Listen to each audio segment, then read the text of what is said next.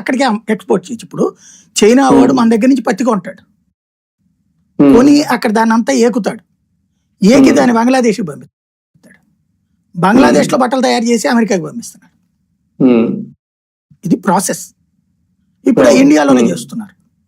మనం మన సాగర్ తీరంలో పెట్టామనుకోండి, ఇప్పుడు మన మచిలీపట్నంలో పెట్టుకోవచ్చు, కృష్ణపట్నంలో పెట్టుకోవచ్చు, వైజాగ్లో పెట్టుకోవచ్చు.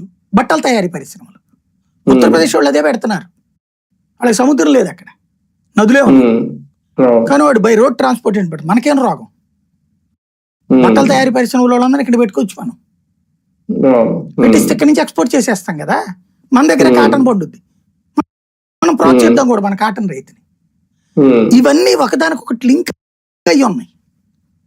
మనకి ఇక్కడ ఎంతసేపటికి కూడా గుడ్డెదు చేలో పడ్డట్టు అతి ప్రచారము, అతి మాటలు, బూతులు, దుర్పాటలు, ఎంతసేపటికి ఒక మూర్ఖంగా బతుకుతున్నాం. మనం మూర్ఖులాగా వాదిస్తున్నాం. ప్రాక్టికాలిటీ లేదు. ప్రాక్టికల్ గా మాట్లాడదాం మనం, అప్పుడు కరెక్ట్ వస్తుంది.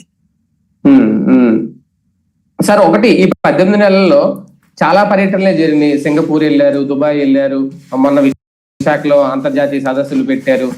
అన్ని ఒప్పందాలు కుదుర్చుకుంటున్నాం అంటున్నారు. ఇప్పటి వరకు మీరు చెప్పినట్టు పోర్ట్లు అంటే స్పీడ్ ఆఫ్ డూయింగ్ బిజినెస్ కావాల్సినవి అన్ని కూడా మన రాష్ట్ర